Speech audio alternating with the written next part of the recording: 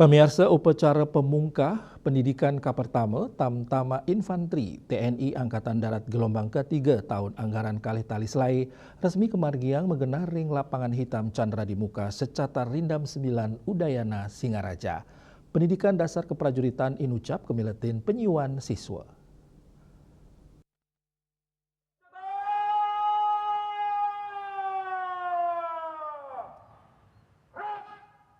Upacara ke-enter langsung oleh Danrimdam 9 Udayana Brigjen TNI Anwar.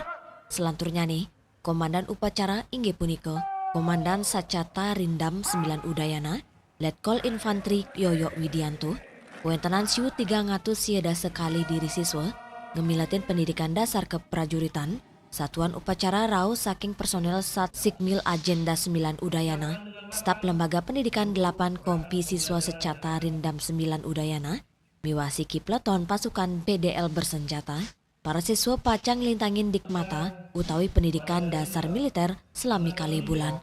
Sedurung ngelanturang ring pendidikan kejuruan infanteri selami abulan. Busan ngaksiang edan pendidikan, selanturnya nih pacang kegenang ring gena anutin pebuat.